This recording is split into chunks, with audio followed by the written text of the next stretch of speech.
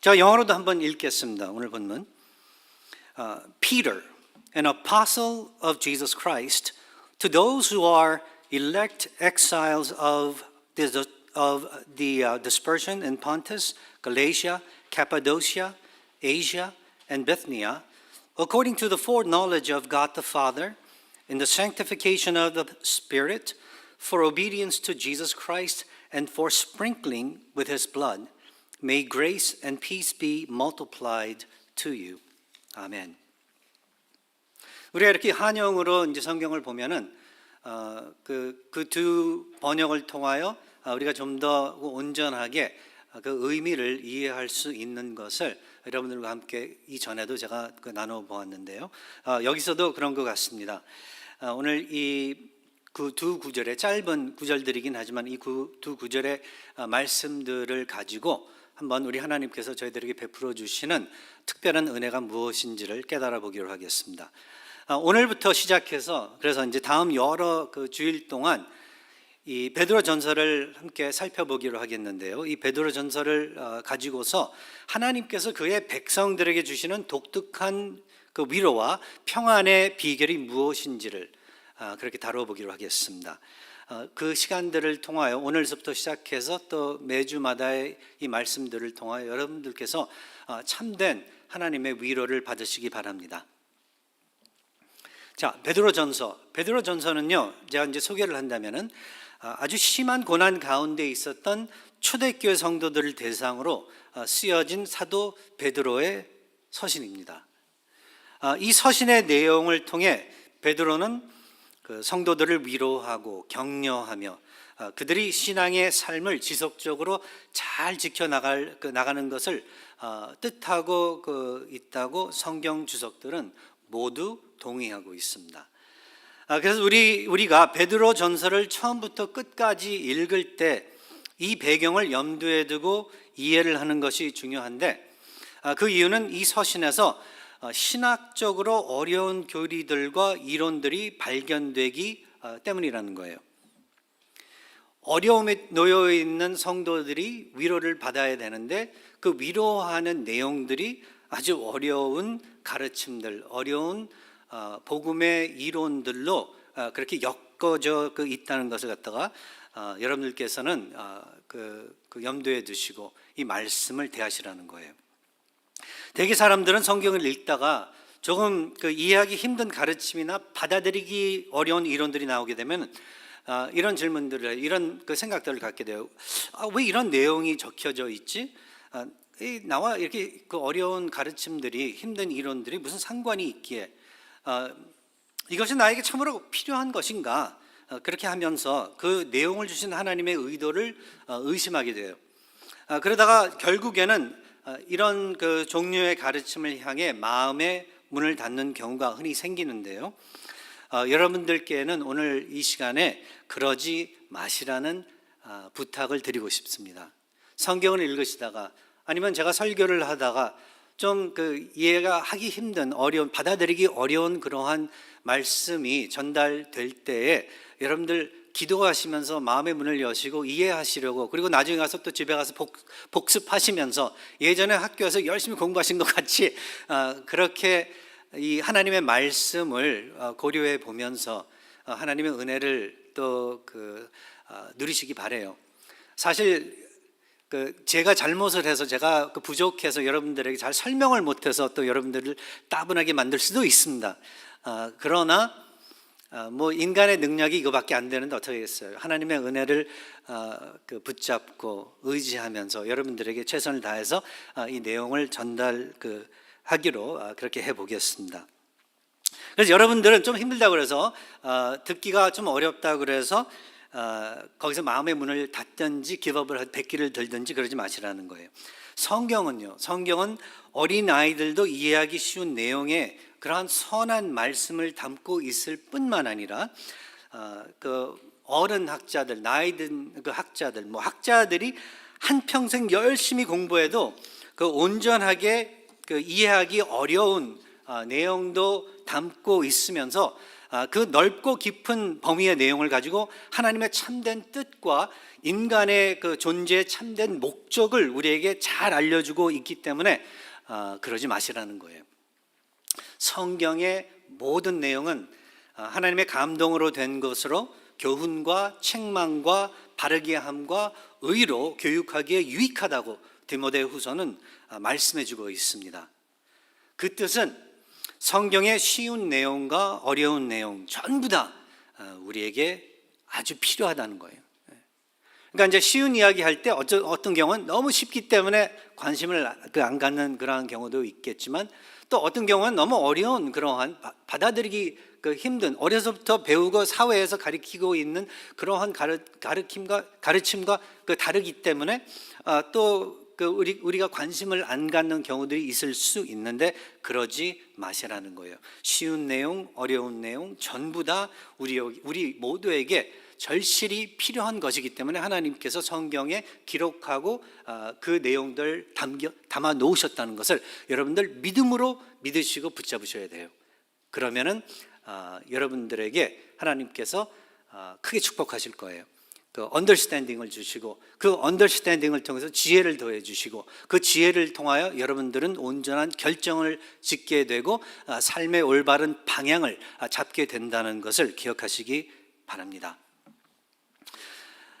여기서 우리가 깨달아야 하는 것은, 만일 그래서 이제 그 어려운 그 주제들, 이 주제들을 우리가 다루어 볼 때에 하나님께서 우리에게 주시는 것이라면은 우리는 어떻게 해서든지 그 주시는 그 선물을 붙잡아야 된다는 것, 이것을 기억하시기 바랍니다. 오늘 본문에서 우리는 사도 베드로의 인사말을 읽어보았는데요. 그런데 이 짧은 인사말에서 복음의 어려운 주제들을 가지고 성도들을 격려하고 반기고 있다는 것을 갖다가 우리는 발견합니다.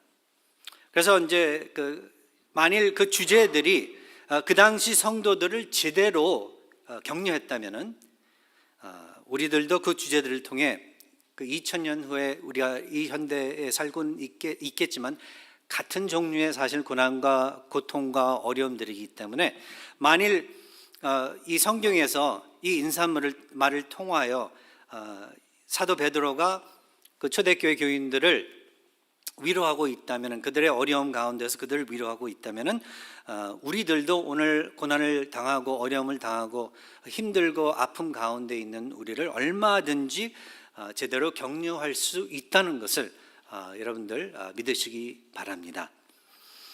그래서 오늘 본문에서 5개의 어려운 주제들을 발견하는데요. 2절인데 2절밖에 안 되는데 거기서 5개의 주제들을 발견을 하게 돼요. 첫 번째 주제는 하나님의 미리 아심, 여기 나와 있죠. 곧 2절에 곧 하나님 아버지의 미리 아심, 거기 나와 있고, 두 번째 주제는 하나님의 택하심, 같은 2절 9절에 나와 있습니다. 예수 그리스도의 핏부림을 얻기 위하여 택하심을 받은 자들, 그러니까 하나님의 미리 아심, 하나님의 택하심. 그 다음에 세 번째 주제는 예수 그리스도의 피뿌림, 예수 그리스도의 피 뿌리심. 그리고 네 번째 주제는 성령이 우리를 거룩하게 하심. 그리고 다섯 번째 주제는 그리스도를 향한 우리의 순종함. 이렇게 5가지로 이렇게 나누어 봤는데요. 나누어 봤다기보다는 그렇게 이제 그 성경 구절, 오늘 그 두 구절에서 발견을 했는데요. 이것을 정리를 한다면은 이렇게 정리를 할 수 있습니다. 사도 베드로는 먼저 삼위일체의 하나님, 성부와 성자와 그 성령의 그 사역을 가리키며 어떻게 하나님께서 그의 백성들을 만들어 가시는지를 말씀해 주고 있다는 거예요. 성부는 그래서 자신의 백성을 미리 아시고 그들을 택하셨으며, 성자는 그 백성을 위해 피 흘리심의 사역을 감당하셨고, 그리고 성령은 그 백성을 거룩하게 하시고 그들로 하여금 성자 되시는 예수님을 믿고 따르게 하는 사역을 감당하신다고 이야기를 하면서, 베드로는 성도들에게 그들이 이같이 귀중한 은혜를 받은 특별한 신분의 사람들이라고 격려를 하고 있다는 거예요. 이게 아주 중요한 포인트입니다. 이렇게 5가지의 어려운 교리들을 그들에게 인사말부터 이야기를 해주면서 그들이 어떤 사람들인지 그 교리들의 내용의 축복을 누린 특별한 그 귀한 신분의 사람들이라는 것을 갖다가 먼저 이야기해주고 있다는 거예요. 그때 초대교회 사람들이 그러한 사람들이라면 오늘 이 시간에 또 똑같이 하나님을 믿고 따르고 귀중하게 여기는 그 모든 그 여러분들께서도 그렇다면은 이와 같은 그 신분의 귀한 사람들이라는 것을 갖다가 이야기해주고 있다는 것입니다. 오늘 이 5가지의 제목들이 있는데 이 5가지의 제목을 다 다루려면 시간이 너무 가서 지난주 같이 너무 늦게 끝날 거예요, 예배가. 그래서 오늘 시간상 하나님 아버지께서 그의 백성을 미리 하시고 그들을 택하셨다는 부분을 한번 그냥 간단하게 한번 다뤄보기로 하겠습니다. 여기서 아버지께서 그의 백성을 미리 아셨다는 말은 그저 그들에 관한 섬세한 정보만을 가지고 있었다는 뜻이 아니에요. 우리는 무엇을 안다 했을 때 많은 경우에 그냥 그 머리로만 그 아는 걸로 어떤 정보를 우리가 취하고 있는 것으로만 생각을 하는데 신학자들은 이 부분에서 하나님 아버지의 미리 아심을 성도들에게 향한 하나님 그 아버지의 열렬한 사랑으로 그렇게 풀이해 주고 있다는 사실을 기억하시기 바라요. 그러니까 이게 이렇습니다. 우리가 성경에서 누가 누구를 안다, 하나님이 우리를 아신다 했을 때 그 안다라는 그 표현, 히브리어 말로는 야다라는 말을 쓰고 있는데요. 성경에서 그 누구를 안다, 야다라는 그 표현을 쓸 때는 그 안다는 것이 지적으로뿐만 아니라 그 지적으로 아는 거, 머리로 아는 것도 그 포함이 돼 있어요. 근데 그것만이 아니라는 거예요. 지적으로뿐만 아니라 모든 면에서 친밀하게. 그러니까 마치 남편과 아내가 그 사랑으로 연합하여 그 관계 안에서 서로를 깊게 알듯이 그렇게 아는 것으로 사용을 하기 때문에 성경에서 하나님께서 그의 백성을 미리 아셨다는 뜻은 그가 태초에부터 그의 깊고 열렬한 사랑을 그의 백성에게 두셨다는 의미를 가지고 있다는 거예요. 그리고 그뿐만 아니라 그 사랑으로 인해 하나님께서는 그의 백성을 오래전부터 자신에게 속하도록 미리 정하셨음을 사도 베드로는 성도들을 향해 택하심을 받은 자들이라고 부르면서 그들의 어떻게 보면은 구원의 확신을 더해주고 있다는 거예요.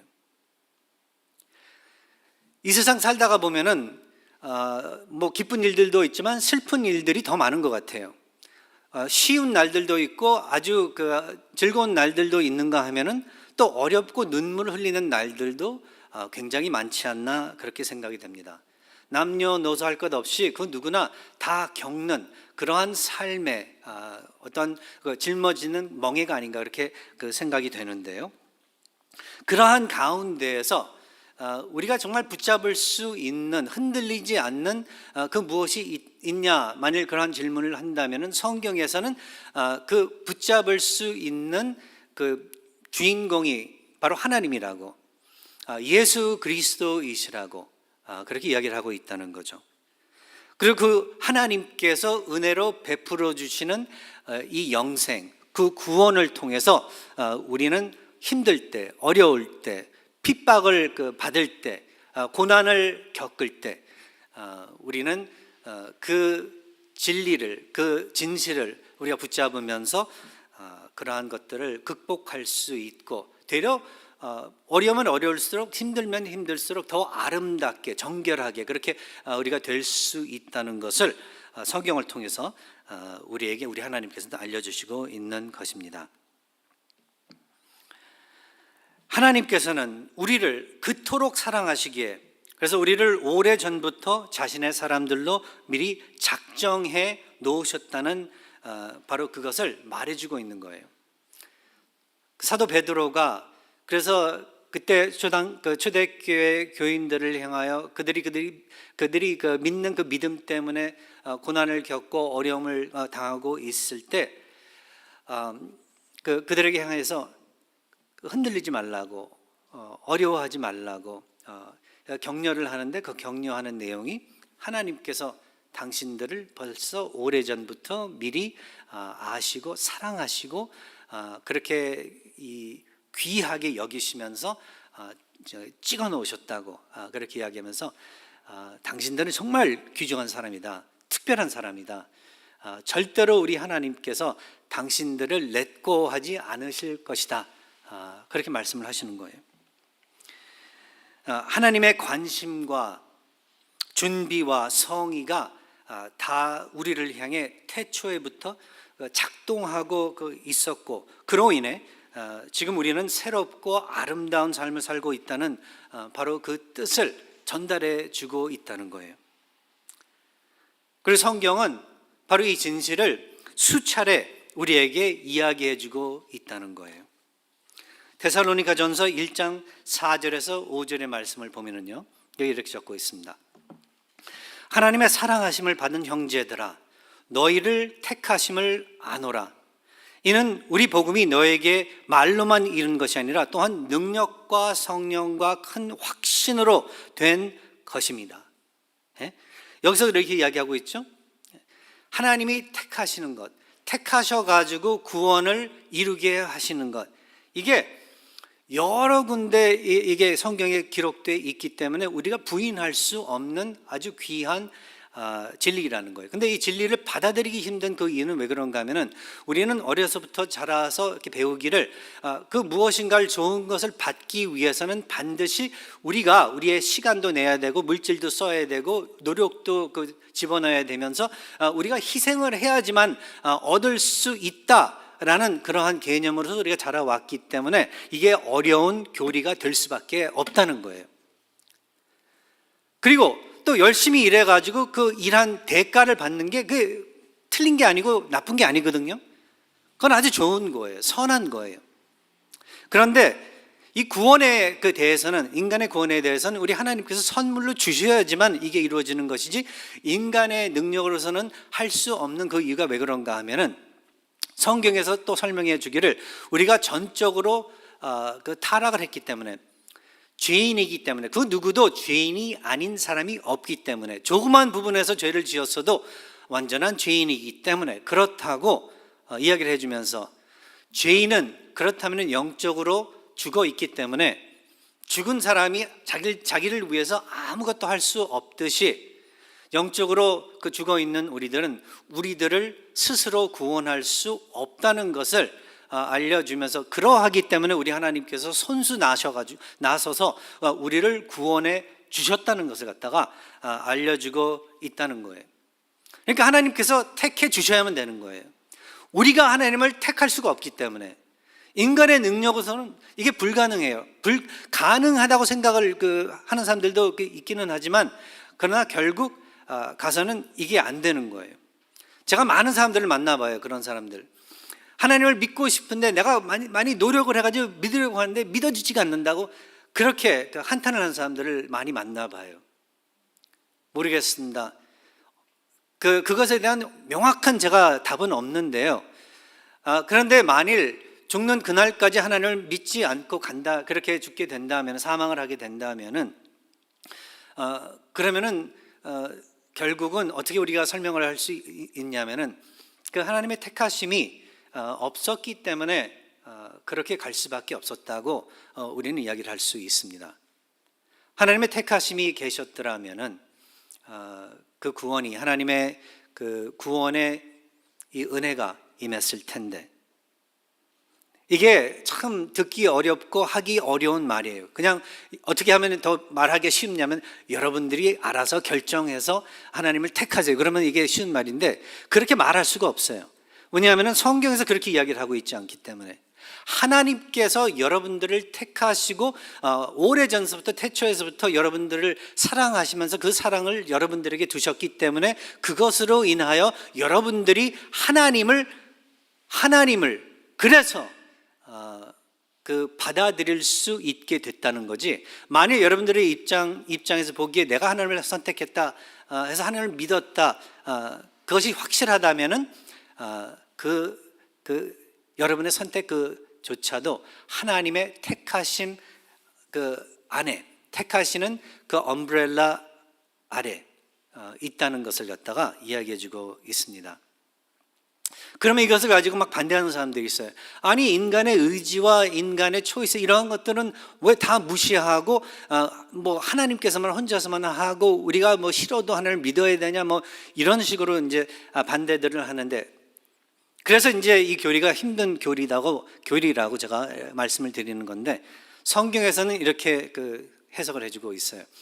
인간이 하기 싫은데 하게 만드는 하나님은 아니시다.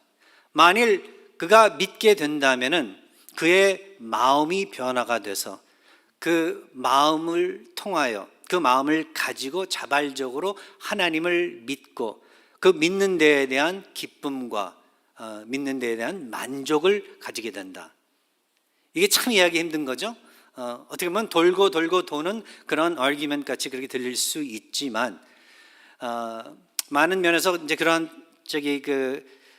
우리가 이해하지 못하는 그러한 점이 있기는 하지만, 확실하게 우리가 알 수 있는 것은 하나님께서 모든 것을 시작하시고 구원의 A를 시작하셔서 구원의 Z까지 그렇게 이루어 주신다는 것을 우리는 알 수 있다는 것입니다. 그래서 이 선택론, 우리 하나님께서 선택해 주셨다. 오래전부터, 태초에부터 우리를 아시고 택해 주셨다라는 것이 우리는 얼마나 감사한 것인지를 알아야 된다는 것입니다. 그리고 말로만 한 것이 아니라 역사를 통하여 우리 하나님께서는 그의 능력과 성령의 큰 확신으로 이 구원을 이루어 주셨다는 거예요. 그러니까 여러분들 얼마나 귀중하고 특별한 사람이냐는 거예요. 지금 조금 힘들다고 해서, 어렵다고 해서, 고난을 겪고 있다고 그래가지고 부러지지 말라는 거예요. 망가지지 말라는 거예요. 되려 이제 우리가 계속해서 베드로 전서를 읽어보면은 그것을 통하여 순금같이 여러분들이 청결하게 된다는 것을 갖다가 우리가 알게 됩니다. 사도행전 13장 48절의 말씀을 또 보면 여기도 나와 있어요. 이방인들이 믿고 기뻐하며 하나님의 말씀을 찬송하며 영생을 주시기로 작정된 자는 다 믿더라. 그렇죠? 우리가 부인할 수 없어요. 마태복음 11장 27절에 가서도 그렇습니다. 내 아버지께서 모든 것을 내게 주셨으니 아버지 외에는 아들을 아는 자가 없고 아들과 또 아들의 소원대로 계시를 받는 자 외에는 아버지를 아는 자가 없느니라. 이게 무슨 뜻인가 하면은 하나님께서 알게 그렇게 해 주셔야지만은 하나님을 알 수 있고 영적인 세계를 알 수 있으며 하나님께서 이야기해 주시고 있는 천국과 지옥과 이 다음 세계를 제대로 받아들일 수 있다는 거죠. 그렇지 않고서는 절대로 알 수 없다는 거예요. 그렇지 않고서는 I am이라고 하시는 스스로 있는 나다 하시는 그 하나님을 우리가 제대로 알 수 없다는 거예요. 아까도 말씀드린 것과 마찬가지로 그냥 지적으로 뿐만 아니라 마음속 깊은 데에서부터 친밀하게 하나님을 알 수 없다는 거예요. 요한복음 6장 36절, 37절, 39절에도 또 이렇게 이야기를 하고 있습니다. 그러나 내가 너에게 이르기를 너희는 나를 보고도 믿지 아니하는도다. 바리새인들을 놓고 이야기하는 거예요. 아니하는도다 하였느니라. 아버지께서 내게 주시는 자는 다 내게로 올 것이요 내게 오는 자는 내가 결코 내쫓지 아니하리라. 나를 보내신 이의 뜻은 내게 주신 자 중에 내가 하나도 잃어버리지 아니하고 마지막 날에 다시 살리는 이것이니라. 이것보다 더 우리에게 하나님의 그 선택론을 가지고 위로를 주는 구절은 없습니다. 예수 그리스도께서 직접 하신 말씀이에요. 예수 그리스도를 믿고 예수 그리스도께 나오는 사람들은 아버지, 하나님 아버지, 성부께서 성자에게 주시는 자들이에요. 그리고 그렇게 주신 자들, 그렇게 해서 예수 그리스도께 나온 사람들, 그러한 사람들은 절대로 예수 그리스도께서 등을 돌리지 아니하신다는 거예요. 양들이 얼마나 둔하고 목이 곧곧하고 고집이 센지 몰라요. 늘 길 잃어버리고 늘 위험을 갖다가 찾아가고 갔던 곳에 가지 말아야 되는 곳에 또 가고, 그래서 목자가 필요한 거거든요. 목자가 가서 데려오고 구원해내고 올바른 길로 그렇게 가게 만들고 먹을 것 주고 그래야지만 살 수 있는 거거든요. 아버지께서, 하나님께서 그렇게 여러분들을 양육하시고 보호하시고 인도하신다는 거예요. 지금 흔들리고 있습니까? 억울한 일을 당했어요? 너무 힘들어요? 그 이유가 무엇이건 여러분들이 겪고 있는 그 고난, 고통, 억울한 것들 다 우리 하나님 안에서 해결받을 수 있다는 거예요. 그 해결이 근데 알고 봤더니 우리로 하여금 영원함을 바라볼 수 있게 그렇게 해 주심으로써 우리가 이 세상에서 내가 지금 좀 어려움을 당하고 이 세상에서 조금 그 잃어버리는 게 있고 미치는 게 있고 사람들한테 욕도 먹고 뭐 오해도 받고 그래가지고 아니면 어쩔 땐 내 실수 때문에 내가 잘못해가지고 힘든 경우도 있는데요. 그것마저도 우리 하나님께서 하나님의 택하심을 통하여 하나님의 아심, 그 사랑을 통하여 우리들 끝까지 그의 나라로 그의 백성으로 그렇게 몰아가실 것이라는, 이끌어 주실 것이라는 것을 이야기해 주시면서 격려를 하고 있는 것입니다. 여러분 안 그런가요? 지금 여러분들이 얼마나 소유하고 계세요? 얼마나 많은 것을 누리고 계세요? 얼마나 재미있게 살고 계세요? 그거 다 나중에 소용없다는 거예요. 그 언젠가는 다 내려놓고 알몸으로 왔는데 알몸으로 갈 거라는 거예요. 그러나 중요한 것은 이 세상, 다음 세상, 이후에 그 다음 세상, 후의 세상, 하나님께서 성경을 통해서 보여주시고 말씀해 주시고 있는 그 다음 세상을 우리는 하는 것이 중요한데 그 준비를 우리 하나님께서 해 주셨다는 그 사실입니다. 예수 그리스도를 보내신 이의 뜻은 예수 그리스도께서 주신 그 자들 중에 하나도 그래서 잃어버리지 아니하고 마지막 날에 다시 살리는 바로 그러한 것이다라고 예수께서는 말씀하시면서 여러분들의 구원을 보장하십니다. 이렇게 여러분을 하나님 마음에 품고 계신데 두려워하지 말라는 거예요. 흔들리지 말라고 하시는 거고 조금 더 그래서 참으라고 맡겨진 그리고 사명에 충실하라고 그렇게 말씀하시는 것입니다. 어떻습니까? 택하심을 받으신 여러분, 하나님의 아심을 정말 듬뿍 차지하고 계시는 여러분, 견디십시오. 조금 더 전진해 나가십시오. 눈물 하나님께서 닦아주십니다. 그리고 삶의 의미를 하나님 안에서 찾으세요. 다른 데서 찾지 마시고 이렇게 하시면서 정말 여러분 사실 여러분들의 삶을 제대로 그렇게 바라볼 수 있다면은 많은 것들이 그렇게 마음 상하게 하지 않을 거예요. 많은 것들이 여러분들로 하여금 노여하게 그렇게 하지 않을 거예요. 여러분들로 하여금 더욱더 강건하고 더욱더 아름다운 사람들로서 그래서 지금까지는 계속 받으려고만 했지만은 이제는 축복을 나누어주는 그런 사람들로서 그렇게 변화될 것이라는 것을 주 예수 그리스도의 이름으로 선포합니다. 기도하겠습니다. 하나님 아버지, 저희들의 그 택하심, 사랑하심 늘 기억할 수 있게 해주시옵소서.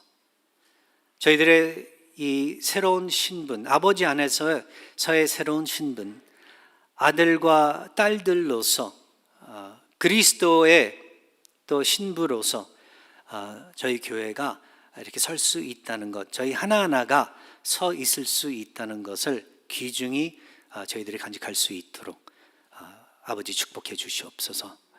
어려운 상황에 계신 우리 성도님들, 아버지 정말 이들을 이 진리로서 붙잡아 주시고 강건하게 또 유지해 주시옵소서. 예수 그리스도의 이름으로 기도하옵나이다. 아멘. 우리 다 함께 기립하셔서 찬송가